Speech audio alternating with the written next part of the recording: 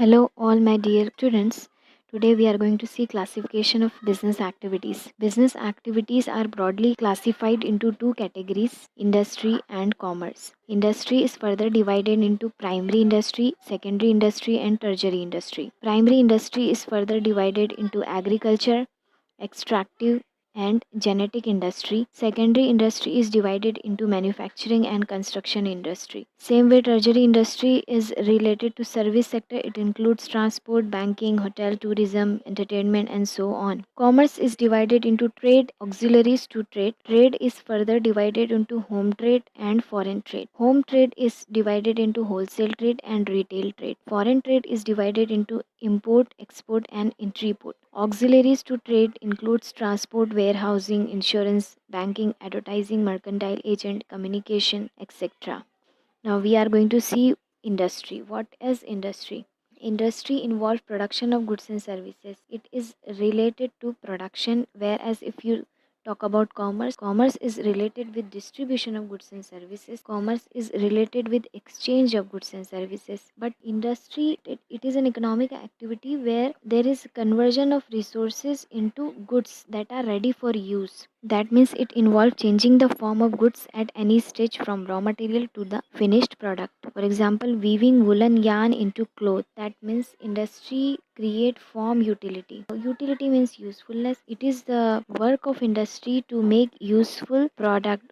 For example, if I talk about wood is not useful for us, but when the company make furniture out of wood, that is useful for the customer. So it create form utility. Production also involve a processing of goods, mining, breeding, and rearing of animals. And these goods can be consumer goods or it may be capital goods. Consumer goods means those goods which are consumed by the final consumers, whereas when the further processing is required in the goods, that is called as capital goods. If I want to make cake and I'm going to buy sugar for that, that is a consumer goods, because as a consumer I'm going to use that. I'm not going to sell that cake, I'm going to eat that cake. But if you talk about bakery, it wants to make cake, it needs sugar, then that is a capital goods for them, because they are going to make cake and they are going to sell cake in the market. That becomes capital goods. Now the term industry also means group of firms producing similar or related goods. For example, sugar industry refers to all those manufacturing units producing sugar from the sugar cane. Same way, all the companies which are making cars is included in automobile industry. Same way, all the companies making clothes, they together they are called as textile industry. Industry create form utility. It convert the raw material into usable finished product. All this is possible with the help of manpower, machine, and large capital investment. Whenever any industry is there and it is creating product for the people, it needs manpower, that means labor, it needs machines and capital investment so as to start the business and so as to make product. Industrial activities are conducted in factories, workshops, sheds, or even sometime at home also. Some industries also run from the home. It all depend on the size of the industry. It may be small scale, it may be large scale industry. Now industry is divided into three categories: primary industry, secondary industry, and tertiary industry. We are going to see primary industry means those industry which is concerned with nature, which is connected directly with the nature, that is called as primary industry. The product of primary industry may be used as an input of secondary industry. Primary industry include agriculture industry and extractive industry. Agriculture means farming and cultivation of land. The quality of the product depend on many factors like fertility of land, climatic condition, rainfall, etc. So all those agricultural product is included in the primary industry. And second is extractive industry. Extractive industry means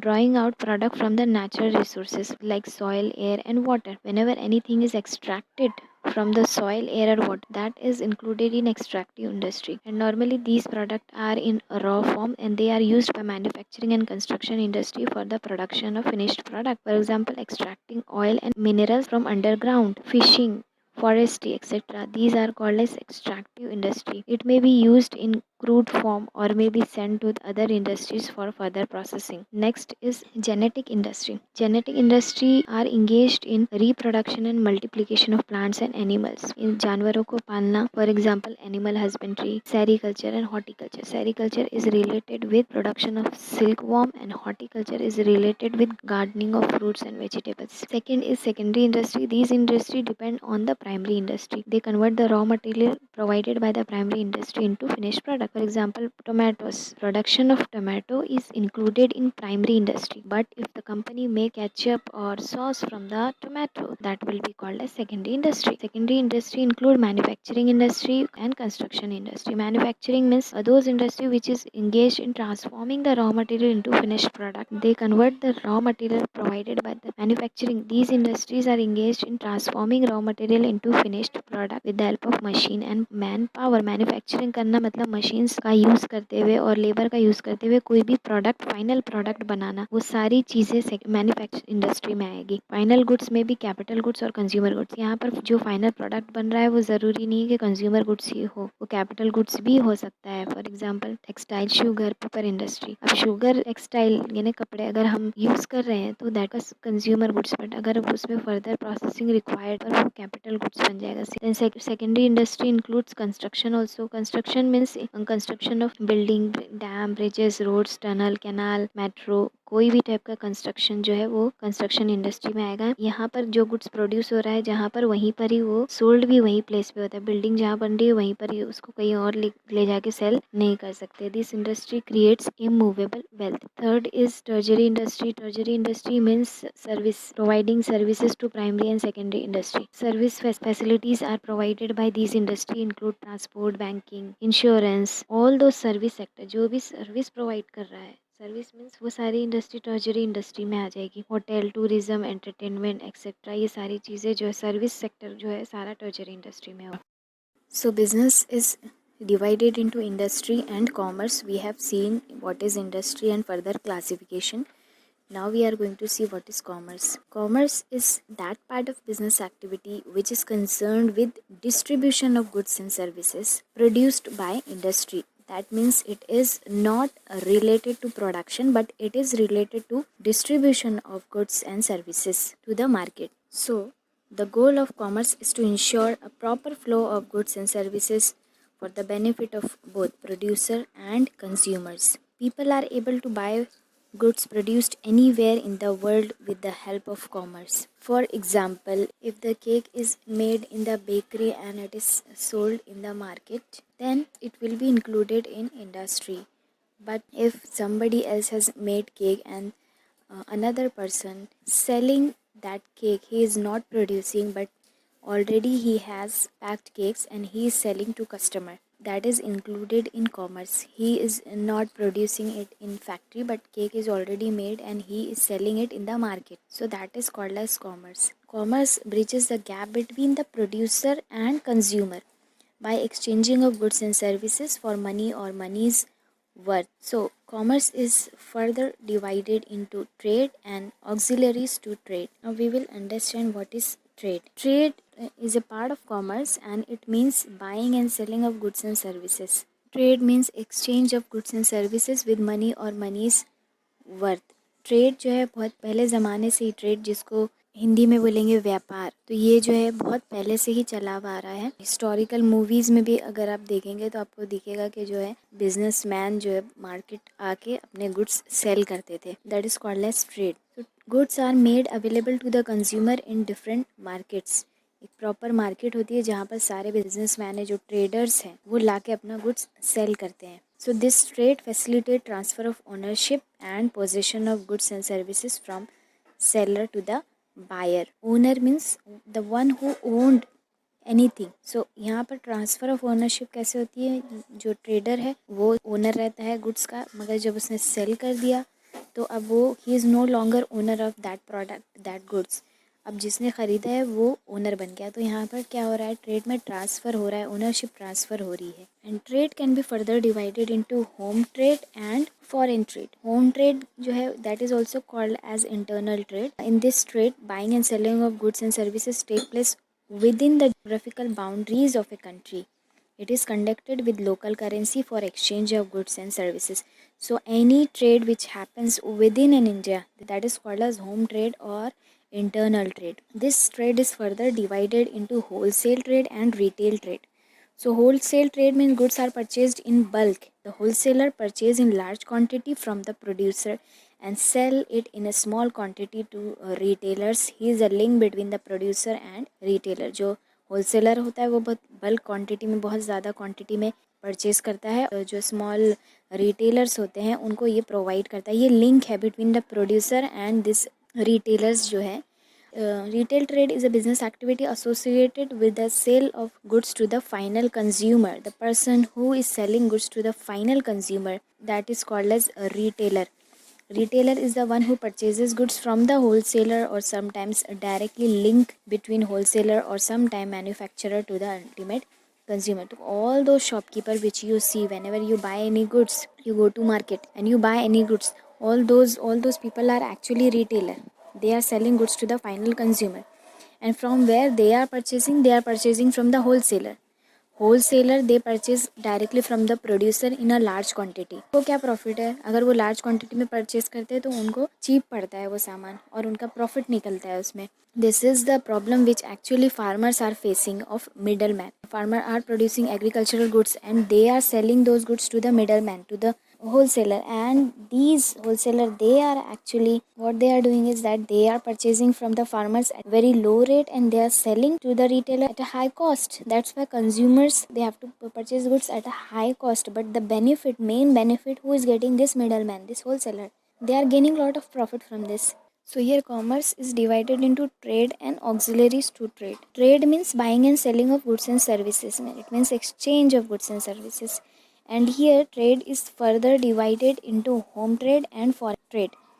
Home trade means which take place within the geographical boundaries of a country. जितने भी trade India में होंगे वो internal, that will. This home trade is further divided into wholesale trade and retail trade. Wholesale chases goods in a large quantity and sell them in a small quantity to the retailers. And who are retailers? Retailers are the people who sell goods to the final consumers, and they purchase these goods from the wholesaler, or it may happen that sometimes they directly purchase from the producer. It's not compulsory that they are going to purchase from the wholesaler only. They may purchase these goods from the producers. Now we'll see foreign trade or external trade.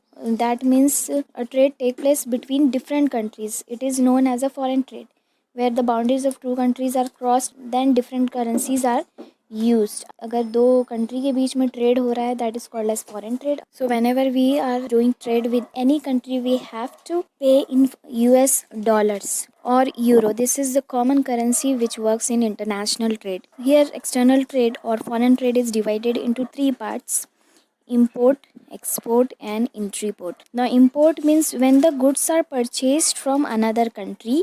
When we are purchasing any goods from any country, that is called as import trade. Export means when we are selling goods to another country, that is called as export trade. The goods are going out from this country and we are going to receive money from that country. While we import goods, goods are coming to our country, but we have to pay for the goods. So what do you think, is import better or export better? You can write down your comment in the comment box. Which is better, import trade or export trade for the country? Next is intraport. Intraport is a combination of import and export trade. It involves importing goods from one country and reselling those goods to another country. क्या होता है, कभी कभी हम एक चीज़ import करते हैं कोई कंट्री से जहाँ सस्ता होता है, और वहाँ से यहाँ लाकर फिर यहाँ पर कुछ उसमें असेंबलिंग करना है या पैकिंग करना है या फर्दर उसमें प्रोडक्शन रिक्वायर्ड है, तो वो करके हम लोग फिर उसको री एक्सपोर्ट करते हैं कोई और कंट्री में. फॉर एग्जांपल इंडियन सेलर्स जो है, they import goods from Japan and they re export this goods to Africa. Another example is that certain Indian companies import rubber from Thailand and then export it to Japanese company. Now second part of commerce is, first part was trade, second is auxiliaries to trade. So all those activities that facilitate smooth flow of goods from manufacturing center to the consumption center are called aids to trade or auxiliaries to trade. तो जितने भी activities है जिससे smooth flow होता है manufacturing unit से वो consumption centre तक स्मूथली पहुंच जाता है, तो वो सारी चीज़ें उसको कहते हैं एड्स. एड्स यानी हेल्प टू ट्रेड. जो हेल्प करती है ट्रेड में, और it is also called as auxiliaries. These activities play supportive role. They help in removing the hindrances which arise during the production and distribution of goods and services. तो जितनी भी hurdles है, जितनी problems है, उनको ख़त्म करता है ये. एक सपोर्टिव रोल प्ले करता है, हेल्प करती है कि ये प्रॉब्लम्स ख़त्म हो सके. प्रोडक्शन और डिस्ट्रीब्यूशन में अगर कोई प्रॉब्लम है तो उसको ये ख़त्म करते हैं. फॉर एग्जांपल ट्रांसपोर्ट से क्या हेल्प है, ये प्रोडक्शन से ये कंज्यूमर्स तक पहुंच जाएगा गुड्स, तो ये एक हर्डल को ख़त्म करता है. Then other example is warehousing, insurance, banking, advertising, mercantile agent, communication, etcetera. So we are going to see what role actually these activity play and why this is helpful in trade. First is transport. The goods are produced at one place but they are demanded over a wide area. Goods तो एक ही जगह produce होता है लेकिन उनकी demand क्या है, हर जगह होती है. This goods can be send with the help of transport. Transport facilitate movement of man and material from one place to another place. Second is warehousing.